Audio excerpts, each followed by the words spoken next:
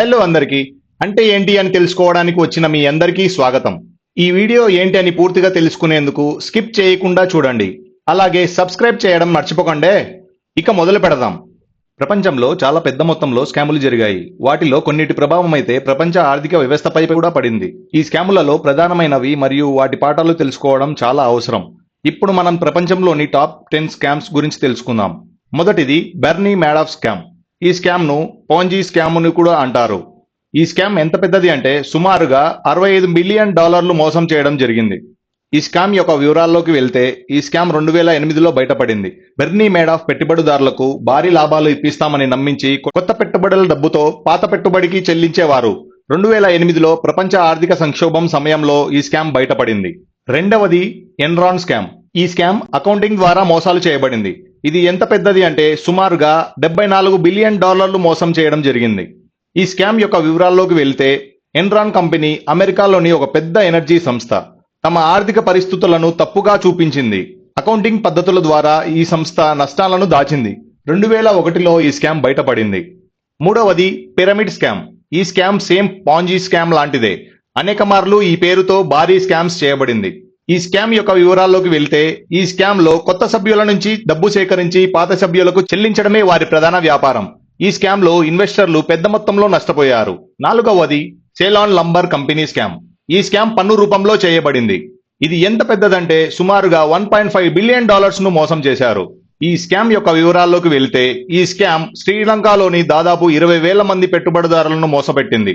వారికి ప్రాఫిట్స్ చూపిస్తామని చెప్పి పెద్ద మొత్తంలో డబ్బులు వసూలు చేసింది. ఐదవది వరల్డ్ కామ్ స్కామ్. ఈ స్కామ్ అకౌంటింగ్ రూపంలో ఫ్రాడ్స్ చేయబడింది. ఇది ఎంత పెద్దది అంటే సుమారుగా $11 బిలియన్ ను మోసం చేయడం జరిగింది. ఈ స్కామ్ యొక్క వివరాల్లోకి వెళ్తే వరల్డ్ కామ్ స్కామ్ అనేది ఒక పెద్ద టెలికమ్యూనికేషన్ కంపెనీ. 2002లో అకౌంటింగ్ మోసాలతో బయటపడింది. ఆరవది ఏంటంటే వాయవ్య స్కామ్. ఈ స్కామ్ మార్కెట్లో మోసాలు చేయబడింది. ఇది ఎంత పెద్దది అంటే సుమారుగా 500 మిలియన్లకి పైగా మోసం చేయడం జరిగింది. ఈ స్కామ్ యొక్క వివరాల్లోకి వెళ్తే భారతదేశంలో జరిగిన ఈ స్కామ్ లో కమర్షియల్ కంపెనీస్ యొక్క పెట్టుబడుల ద్వారా తప్పుడు ఆర్థిక సమాచారాన్ని వ్రాయడం ద్వారా మోసాలు చేసింది. ఏడవది ఏంటంటే ఫైర్ ఫెస్టివల్ స్కామ్. ఈ స్కామ్ ఈవెంట్స్ ద్వారా మోసాలు చేయబడింది. ఇది ఎంత పెద్దది అంటే సుమారుగా $26 మిలియన్ మోసం చేయడం జరిగింది. ఈ స్కామ్ యొక్క వివరాల్లోకి వెళ్తే ఫైర్ ఫెస్టివల్ అనేది సంగీత ఉత్సవం. 2017లో జరగాల్సిన ఈ ఫైర్ ఫెస్టివల్ ను చాలా మంది సెలబ్రిటీలు ప్రమోట్ చేశారు. అయితే ఫైర్ ఫెస్టివల్ ప్రారంభ వారంలో కొన్ని సమస్యలను ఎదుర్కొంది. వాటి దృష్ట్యా రద్దు చేయబడింది. ఎనిమిదవది ఏంటంటే ఇండియన్ స్టాక్ మార్కెట్ స్కామ్. అదే అందరికీ తెలిసిన స్కామ్ హర్షద్ మెహతా స్కామ్. ఈ స్కామ్ స్టాక్ మార్కెట్ ద్వారా మోసాలు చేయబడింది. ఇది ఎంత పెద్దది అంటే సుమారుగా 4,000 కోట్లను మోసం చేయడం జరిగింది. ఈ స్కామ్ యొక్క వివరాల్లోకి వెళ్తే హర్షద్ మెహతా భారతదేశంలోని ప్రముఖ స్టాక్ బ్రోకర్. అతను బ్రాండ్లను నకిలీగా విక్రయించి స్టాక్ మార్కెట్లో పెద్ద మోసం చేశాడు. ఈ స్కామ్ 1992లో వెలుగులోకి వచ్చింది. తొమ్మిదవది ఏంటంటే the great Chinese lottery scam.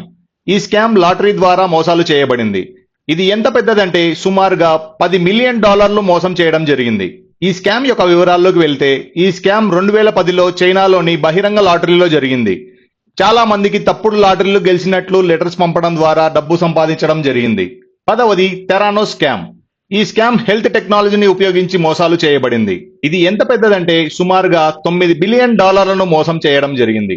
ఈ స్కామ్ యొక్క వివరాల్లోకి వెళ్తే థెరానోస్ అనేది 2010లో health technology super star of గా ఎదిగింది.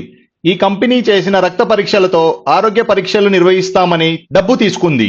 చివరగా ఈ స్కామ్ల ద్వారా మనం తెలుసుకోవాల్సిన ముఖ్యమైన విషయం ఏమిటంటే ప్రపంచంలోని అత్యాశ అంతమయ్యే వరకు ఎవరో ఒకరు ఎక్కడో ఒక దగ్గర మోసగాడి మోసానికి బలవుతూనే ఉంటారు. మోసానికి మొదటి మెట్టు మన అత్యాశే. అది అంతమవ్వదు, మోసాలు ఆగవు. సో ఏదైనా పెట్టుబడులు పెట్టే ముందు నమ్మకమైన కంపెనీల నుండి సలహాలు తీసుకోవాలి. ఈ వీడియో కానీ మీకు నచ్చినట్టయితే లైక్ చేసి షేర్ చేసి సబ్స్క్రైబ్ చేసుకోండి.